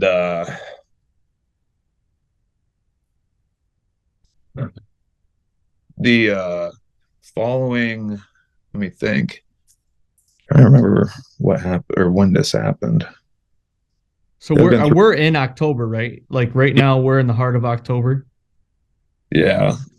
I'd have to look at the one Facebook post to get the exact date, but I get a phone call while I'm working, and it's from my brother. And he's got a real stern tone about his voice, and he just says, "You need to get somewhere you can talk." Oh, like I thought something, family related was going on or something terrible like that. Thank God. But he said, go somewhere you can talk. And then he told me that Ghost was dead. And I'm like, what are you, like, how? It was like, I just saw him. Like, how is he dead? Who did Tori kill him? Who killed him? Right. And then he sent me the Facebook post, and my heart just sank. And honestly, it was a pretty disrespectful picture that they put up of this animal. You sent it to me, right? Yeah, it was like head in a bucket, or like it was very disrespectful, I thought, of a image of any animal. But yeah, a world-class animal on top of it. Yeah, and anything should be treated with respect, and I just didn't. And that was the first thing that I noticed was, why is that the picture that I'm seeing first? Why is that the first picture to break? Something. And at this point, we had been in contact with law enforcement. We had a buddy who went to school with my brother, who's a game warden. So they were in the loop. They were waiting for a phone call. If I shot this deer, they were going to come help and recover this animal. I wanted everything above board. Yeah. So it looks like the picture that you sent me is this. Yeah. And it says, if you don't mind me, I'll just read it. It's a Facebook post. that a guy put this on like a Facebook group called Whitetail Maniacs, Yeah. and it says Ohio Amish guy shot him November 8th, 2018, and then a guy tagged you in the post. I won't say Mhm. the guy's name. I don't know if you know him. He obviously probably knows you. He was Um, he was aware of the animal. He was a guy that I'd been borrowing trail camera pictures for. I think it was Jordan. yeah, Uh, Jordan Embry is his name. If yeah, and shout, he tagged you in it. yeah, that you want yeah, that little assassin there, Jordan Embry, yeah. But yeah, so I'd gotten I'd read something on the post who was shot in Holmes County.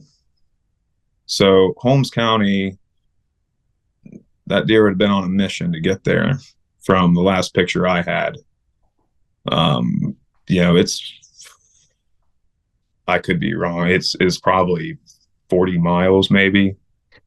Yeah, I'm familiar with those counties. I hunt Holmes and Knox. So, Oh, yeah. So um, yeah, that deer, he, that probably 40 miles from where he was shot at, it's or a where. good clip.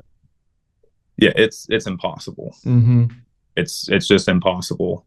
Yep. So, we immediately, at that point, I had enough. I'm convinced.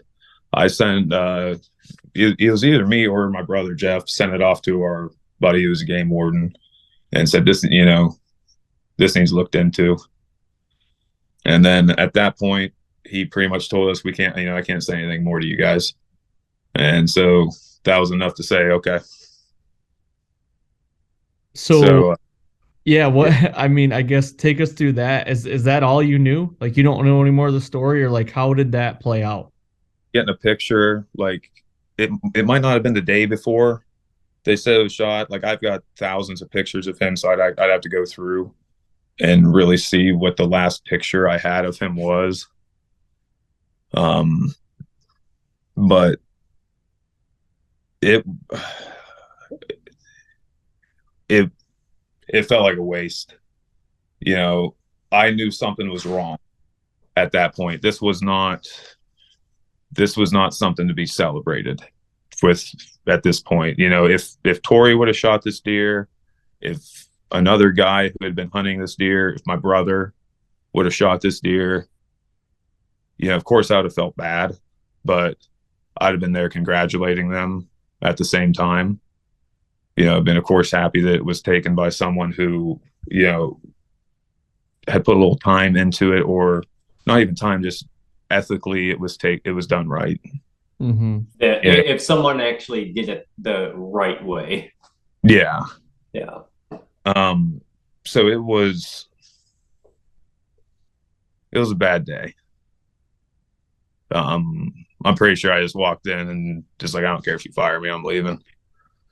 And I left, you know. Well, it's what's crazy is you look back at a simple social media post, then you go red flag number one with just kind of how the picture is, and maybe that's just because of our love for the game of bow hunting. So Yeah. naturally, when you already see a picture like that, then you put a deer of that caliber, you're like, okay, red flag number one, and then instantly red flag number two, you're going, that's not the county this deer lived in. And what's really wild that someone would do that is because, I mean, is there really any deer around the Midwest nowadays that someone doesn't have a picture of? You No, know what I mean? nothing like, not in this area, not a deer like that. Yeah. For people who aren't familiar with how Ohio kind of lays out, we have a lot of different types of terrain. Where this deer was at, a lot of rolling hills, farmlands. Still, you get a lot. You still have a lot of agriculture and stuff like up there. So it's not, where I'm at now. I wouldn't be surprised if there's a 200-inch deer that's running these woods where I'm at. These national forests down here that no one's got a picture of. I would believe that. Sure. But up there, no. There's just too many. Someone's going to see it. There's too many roads. There's too many access points. fields with roads beside them, ag fields and stuff like that, someone would be aware of it. Yeah. So it was a bad day. I think I went right over to my brother's house, and we started just immediately like getting in contact with the game wardens and stuff like that, and going from there. So, story comes out, about what had happened. If I'm remembering correctly, and forgive me, honestly, I was kind of checked out at this point, didn't really care about the details of how it happened.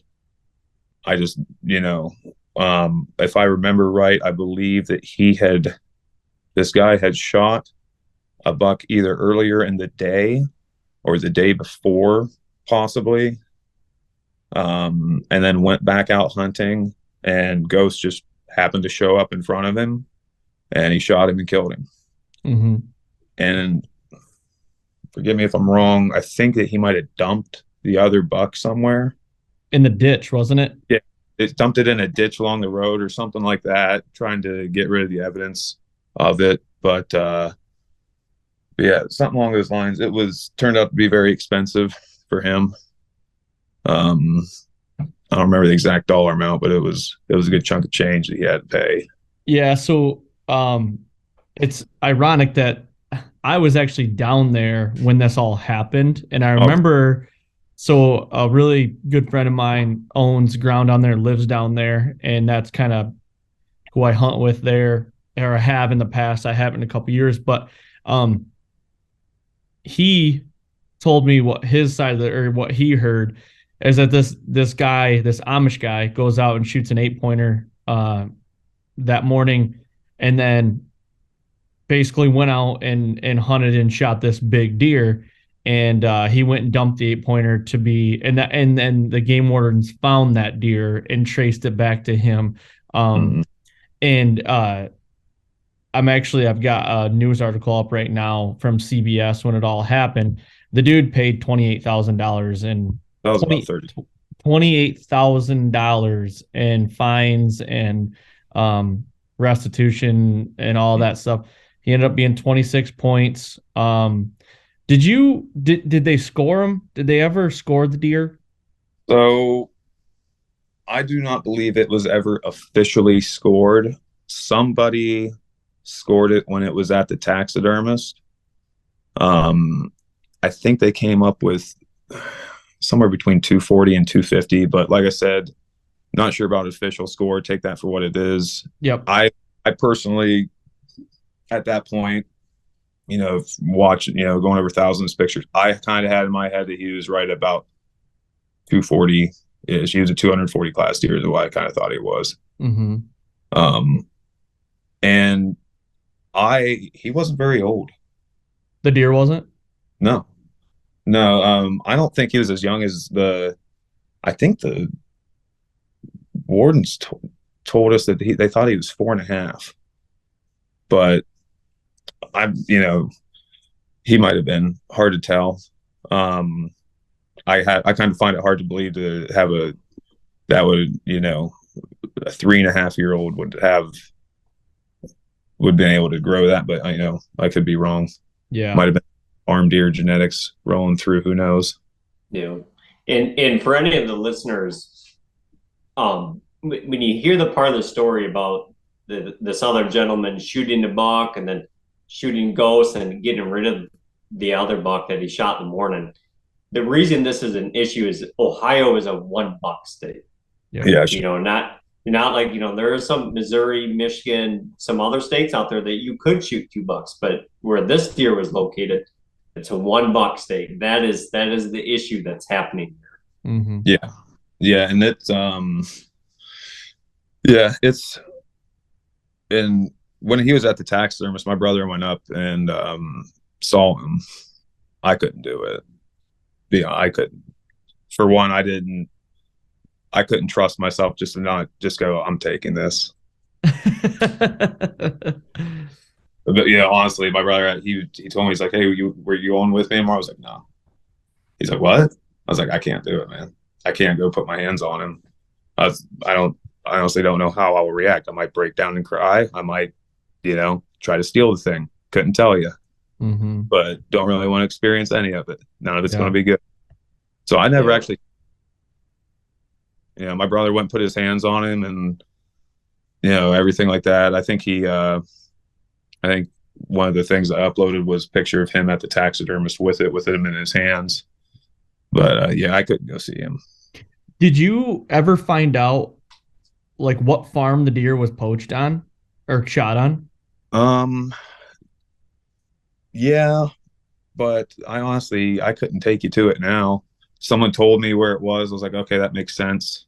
From what just I knew of his travel and from what, like guys like Tori, the little bit of information that we were competitively sharing with each other at the time. But it made sense. Yeah, like okay, yeah, it makes sense. I guess. It Yeah, I guess wasn't what. Go ahead. I'm from sorry. as the crow flies. It's not very far. Okay, that's what I was getting at. Is like, how far are we talking that this guy shot this thing? Maybe I don't know, a mile maybe. He was Mhm. right there then. Yeah, Yeah. it was there. And yeah, like I said, I had pictures of him if just a couple days prior to him dying. So it then I had the following week taken off of work already. I was ready to go. It was getting in that sweet spot in November and he was still alive. Like, let's see if we can make magic strike twice and this time of year and see if he can make another mistake. But we Yeah, I didn't got get a question. I got a question for you, Jared. uh-huh.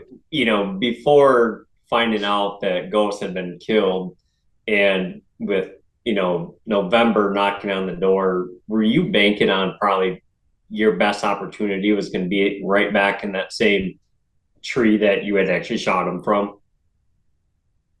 um yeah, but not really for any logical reason. Just that was you know that was always the special stand, just not for any logical reason. I was just kind of always hoped it was. I guess I was Mhm. every time I sat in that stand, the wind happened to be right for that stand and stuff like that. I was like, just let it be today. Let's because of course I was filming everything at that time also because of course I wanted to get I got footage of the mistake. I wanted to get the good footage. Right. Sure. But yeah, it was I was there was a couple areas where he was really frequenting a lot on the farm. But I really thought that I really thought I had him pinned. Like I thought I was I was very confident going in. I was at least going to see him. Didn't know if I was going to get shot, but I had a very good feeling that I was going to get eyes on him. That he was going to start daylighting more. Just kind of how the pattern of the pictures was lining up. So it was I was pretty hopeful going into November at least. Mhm. Just a lot of information that we had on him still. He seemed to be holding on the property pretty good. So, I mean, is that where the story for you anyway ends? I mean, um, For a good bit, other than trying to not look at the Facebook posts and people calling me and stuff like that. Um, Pretty much, what are you going to do? right. It's Yeah. over. Did Yeah. did this whole situation put like a bad taste in your mouth for a while with hunting just in general, or were you kind of were you eager to get right back out there and find like another deer to go target? Um, didn't put a bad taste in my mouth at all. I hunted, of course, that year, hoping for, but I was going to shoot probably anything that came across me that was old enough. I was like, oh, what it put a different type of energy, I guess. I was just hoping to pop something that year now. Just God, give me something. What Something now. was there any part of you that was like, when he was dead and you went back out in the tree for that next time where you were like, obviously you were upset, like really upset. And I would have been too, but was there any part of you where it was like, yeah, I'm kind of glad that's off my shoulders now. Like, let's get back to it. Yeah, a little bit more so, but it was kind of just sad too, you know. Um, the whole experience was cool. Mm-hmm. You know, just how it happened, how unbelievable it was. It was like watching a movie play out, you know, and getting to, you know, experience it with your brother too. And, you know, you guys are both after this. Like, it was very, very in depth and everything like that. But, I'm not sorry it happened. You know, it changed a lot of things and how we hunt and stuff for the better. Made me a much more successful hunter. I have zero buck fever now. Like I shot about a 163 this year. Didn't shake it. Didn't shake it all until after it happened. Like I didn't have any nerves leading up to it. Like, yeah, you're cool, but you haven't seen Ghost. Yeah. You look all right, but you're not 240. You know, I have a lot more confidence knowing that I'm not going to at that time, at that moment of truth, I'm not worried about freaking out, or I don't have that as much of an anxiety leading up to a shot anymore. yeah. You know, I think I burned all of that day, or at least I hope so. It might just come back at me on a 140 one day, and I start seizing up or something. But that's the cool thing about this series that we've done, and I don't know if David's felt it or not, but it's something that I've kind of picked up on is like all these guys that are chasing these bucks. They've been taught a lot from these deer, and right there, like what you said, you know, it's helped me in the moment of truth, which is the most crucial part of it, you know, and a lot of guys they suffer with that, like in the moment of truth, how do they slow things down? You know, looking for a positive out of this for me is like, you know, a positive would be maybe somebody was trying to help you along in your hunting journey and they knew that was that could be a weakness. And it's like, this guy needs to work on this. Here it is. This is going to help him. You know, as weird as that sounds, that's how I think. Hey, I was burning. I'm all with the mystic stuff, man. I was burning sage on my bow and stuff after that. You don't even know the lengths that I tried to go through. Yep. To be self-successful to go into this, but you know, like I said, and how it also kind of changed now too. Like that was really the first time we had a personal connection with a deer, with a buck, I should say. So, you know, just like the deer I shot this last year, you know, even now it's kind of sad that I'm not getting his trail cam pictures anymore, that I'm not having that interaction with him anymore. It's a bittersweet feeling that comes from it. You know, it was probably the best hunt I've ever had this past year. It was the one example where I probably did everything right that day, but that doesn't happen unless you have all these mistakes, you know, behind you. And to be honest with you, I think this buck I shot last year might have been the first buck I pulled my bow back on since then. Really? I've shot a couple of bucks with guns, but you know, we've been pretty selective. You know, like I said, it really changed how we hunt a lot more. I got pretty comfortable with eating tags too. Like I'd rather shoot the deer that I'm after, or the class of deer that I'm after, than just burn a tag to burn a tag. You know, I don't feel like I need to fill a tag every year. I'm going into every season now looking to have an experience. That's cool, man. So yeah, it made, and you know, same thing with my brother. He ate a tag this last year. You know, I ate a tag the year before. Year before that, though, I killed my target buck.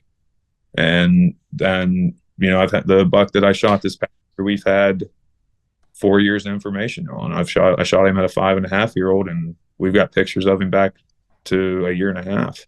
That's cool. And you know, passed him up a couple times passed him up as a 140. And I don't know if I would have that kind of restraint today I feel like I was able to jump an experience gap after hunting, just because, with anything, if you make something your full focus, you're going to get a lot better at it. Mm-hmm. Or understand the components of it better. Well, and also like you talked about, it ruined some relationships for you. I think it's also a learning point there where it's like now you know how to deal with that. Now you probably know how to compartmentalize what the hunting means to you, and then what a job or a friendship or even a romantic relationship or whatever with a girlfriend or a wife, you know how to kind of like compartmentalize that and deal with it, and like that goes a long way. Oh, I know yeah. that I got a wife and a young daughter, and it's hard to get out sometimes, Yeah. because you got other obligations. Yeah, my brother was blessed with his first daughter this past year, so he got to experience his first deer season with a little baby. Yep. I thought I had a good year. Yeah. Yeah, it's funny, a lot of times we talk about, how, everything happens for a reason. And there's a lot of times that while it's happening, that you don't know why it's happening, whether it's good or bad, and you look back at the story of Ghost, with how it ended and everything, you would have to sit back and ask yourself why, like why me, why did I pour everything into it? But now, years later, you look back at it and you can see why everything happened the way it did. You know what I mean? And even though it may not felt good in the moment, there's so much stuff you've learned from that situation now. Yeah, and and I look at it too, like that year that I shot him, I didn't deserve to shoot him that year. I didn't. I did everything wrong. Hunting was not a focus. I hadn't put the time in. That was the first time I had shot my bow since the previous season. That shot was the first, like I might have threw a practice arrow right before I got it into the stand. Maybe. I don't even remember if I did or not, but I was not prepared. I was kind of just like, well, I got here early enough. Let's get in the stand. Mm-hmm. I thought I was just lucky to get in the stand that night. I wasn't. And so I did everything wrong. And the relationships it ruined, they probably needed ruin. It made, I said, got a couple good friends out of it, and my beautiful girlfriend now, she is more than supportive of my condition. We'll continue to call it. So you look back at that day, when you just talked about never shooting your bow that year, going out there. Let's look at the flip side. Let's think about if you actually would have killed that deer. Like you could have maybe went like downhill actually in your hunting progression. You know what I mean? Like you would have been like, oh, you don't need to practice. I can just go out there and do this. I shot this 220. I didn't even scout. Like you could have that could have been like you have this deer on your wall, but after that, your next 10 years could have looked like dog shit. Mm-hmm. Yeah, and exactly, and it, like I said, I jumped a bunch of experience gaps. My brother, like I said, he was always a little bit better of a, I'll say deer hunter, because I got bigger turkey than him, and but that's for another time. But he was always, this was always his focus, his main focus, I should say. He barely took a job that didn't involve something with hunting. He's a producer and stuff, like now edits hunts and stuff like that. And having him, like I said, during this experience, I wouldn't have been able to probably even have any more encounters that year if it wouldn't have been for him calming me down a little bit, and like I said, just helping me through. But he was in disbelief too, like, how'd this happen? I don't know. Yeah. Don't tell me. And he's like, how did you get footage of all this? I was like, turn the cam. I don't know. Like, I wasn't there, man. Like, don't ask me. No, I'm a firm believer in that. All that happened for a reason, and it was a humbling experience for some reason for you to be a better human. And I think that's we've realized that in the last hour and 40 minutes is like there's a bigger message here than just a world-class deer. and you Oh, chasing them. and like I said, I haven't shot a buck with my bow except for this prior year. Since then, I've shot, a handful of does and stuff like that. But even, every time I draw back on one of them, I remember that shot, and it gives me that little extra second to make sure of what I'm doing and where I'm placing this arrow. Mm-hmm. And I've been very fortunate. I haven't wounded an animal since then, and hope that I hope that I don't do it anymore. But it is what it is. Yeah, man. Well, I take the lessons from it, move on, and I only cry every couple of days about it, so it's okay. We're getting back to normal. it's a slow pace, but we'll get there. Well, Jared, I greatly appreciate you coming on, man, and doing this. I'm glad your brother reached out to me because that's how he hooked you and I up. Is he's like, you need to talk to Jared about this. So thank you to Jeff, your brother, for doing that, and thank you for spending some time with us and sharing this story. And like I said, I think there's a bigger meaning to this whole story than actually the deer, to be honest with you. Yeah, and like I said, we're just gonna keep. We're into shed season now, so we're just gonna keep going, man. Heck yeah. And just gotta keep moving forward. But yeah, I really appreciate you guys having me on, and I've been, ever since we first talked a few weeks ago, I've been, diving into these stories that you guys have been putting out, and really great content. They're honestly hard to listen to, and you're going to have to, you're one of the participants in it, and you're here because where you're here, you're just like, yeah, I know, man, I'm sorry. Yeah. I feel like we need to have like a group therapy club after this of all the big mistake or giant mistake podcast hosts. We all need to get together something, and a little support group. That's a great idea. I think we should do that. Let's do that. Get trail camera pictures of 200-inch deer on like hats or something, so we don't have any pictures of holding them. Mm-hmm. Something like that together. We can call us the almost 200s or something. I don't know. So, okay, we'll talk off record because I got an idea and we're going to do it. So, thank you for that idea. I will give you credit for it, but there's going to be something happening at the end here of this whole series. So, well, thank you guys. Yeah. Thank you, Jared. I greatly appreciate it, man. Good luck this shed season. Good luck chasing the strutters, and hopefully you guys get on some big deer this year. Yeah, you guys too. If you're ever down in Ohio, hit us up. Will do, man. Thank you. Down some big public ground here in the National Forest. There you go. All right, man. Thanks very much. Thank you, guys. Have a good one.